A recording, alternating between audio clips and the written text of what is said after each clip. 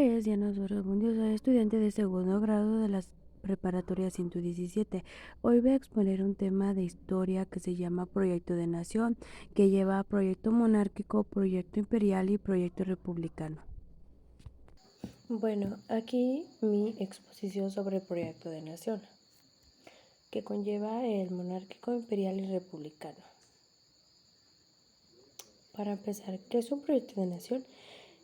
Se le conoce así a un conjunto de pactos, tratos ordenados en diferentes niveles y ámbitos sociales, que para efectuar un plan con la idea de poder prosperar, avanzar la política, economía, sociabilidad de un país, que junto a ello se llevan los subtemas de proyecto monárquico, imperial y republicano.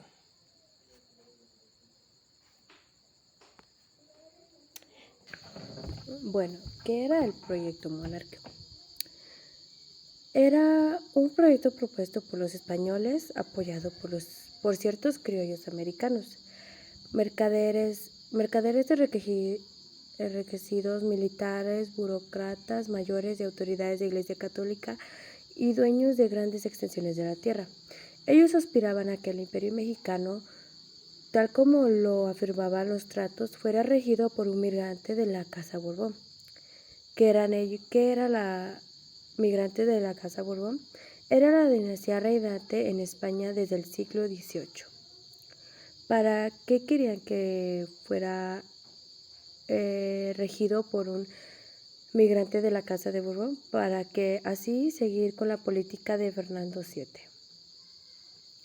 El proyecto monárquico Borbón se buscaba el desarrollo económico, social y político.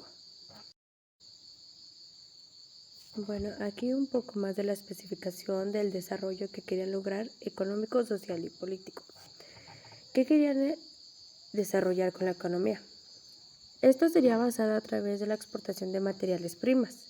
Sin embargo, el problema era ir a duda pendiente con la mayoría de los pobladores. Los mestizos eran excluidos, carecían de justicia social y de tierras, hasta que los reclamos estallaron en la Revolución Mexicana de 1810. ¿Qué era lo que quería desarrollar con el aspecto social?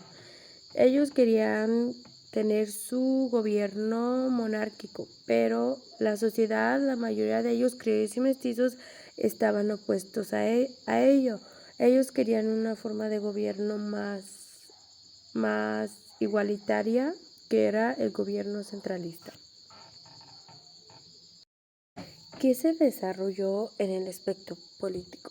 Bueno, aquí los tratados de Córdoba fueron firmados el 24 de agosto de 1821 en Córdoba, Veracruz, por Agustín de Iturbide y Juan Oroyo, con los cuales se establecía la independencia de México del Imperio Español, tras la conclusión de la Guerra de Independencia.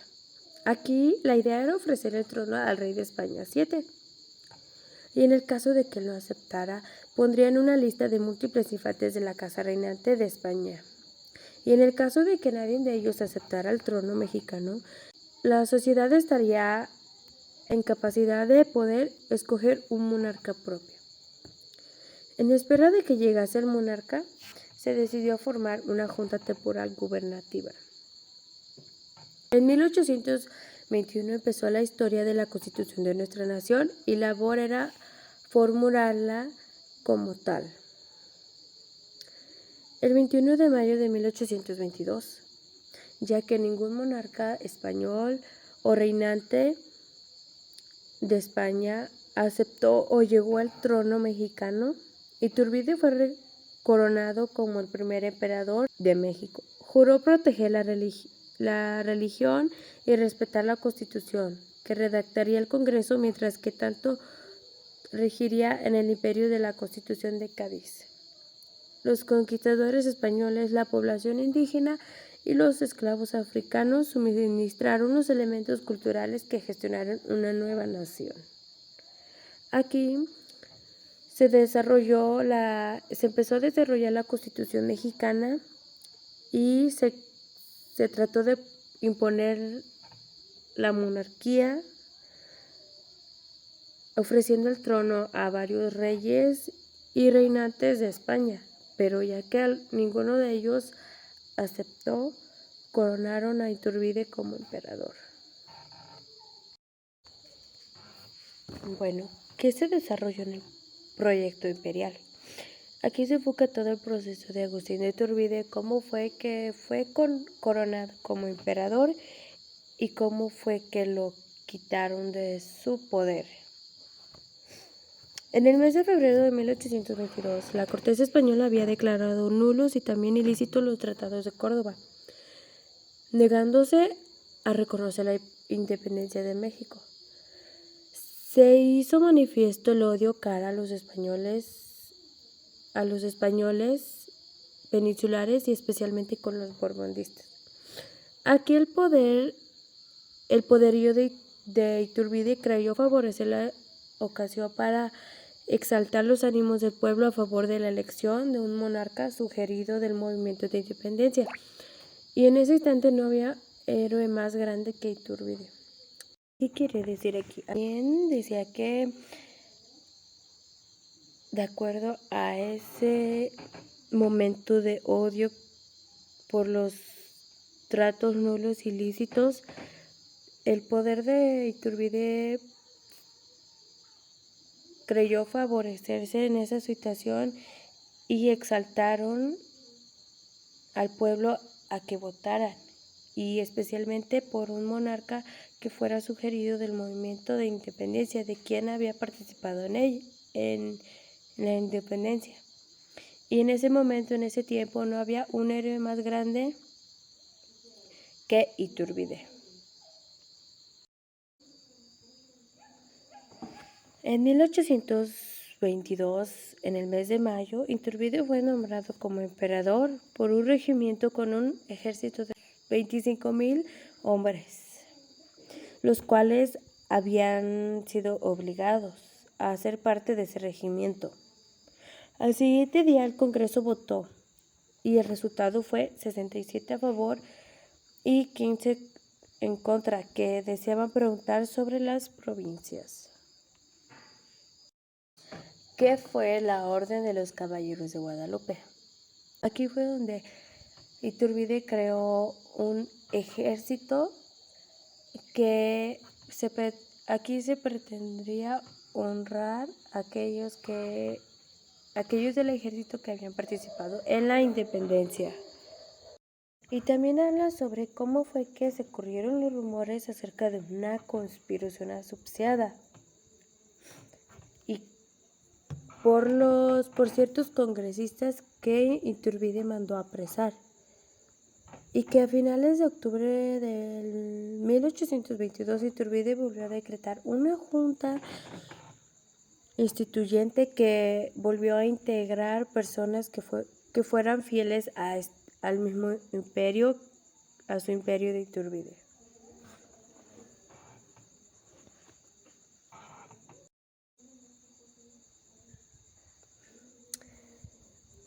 La crisis política se agudizaba, la economía se iba agrandando, los gastos excesivos de la corte imperial y de lo social, las clases medias y bajas estaban desilusionadas porque no se habían vivido una transformación en su estructura socioeconómica. Sin más males que llegar, solo faltó un golpe de estado que surgió desde el ejército encabezado por un joven liberal que fue Antonio López de Santa Anna.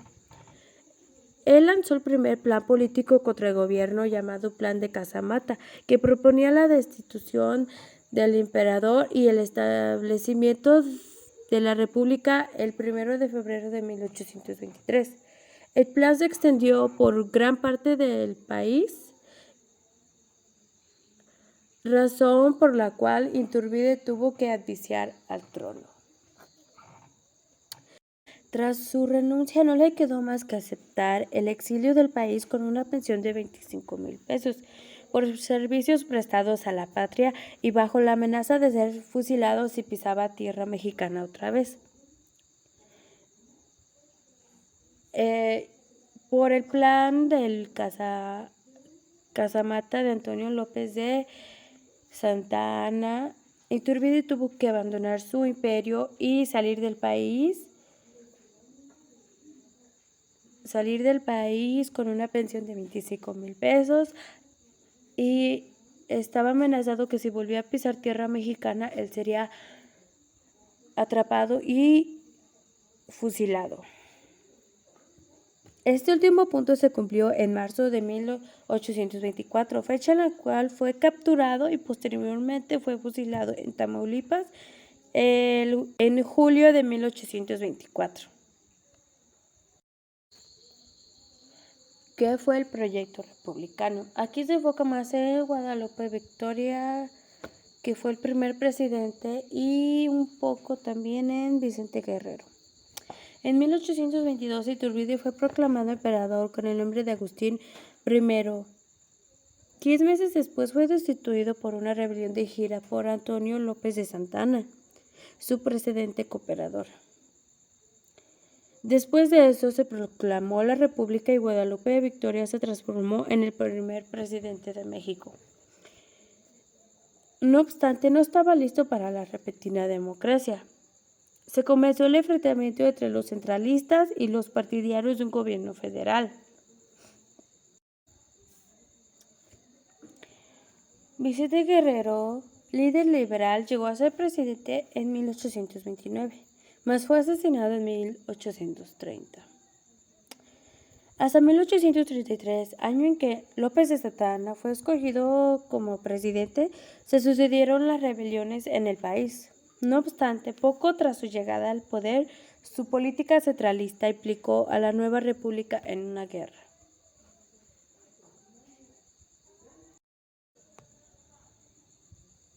Esto ha sido todo sobre mi tema de proyecto de nación. Gracias.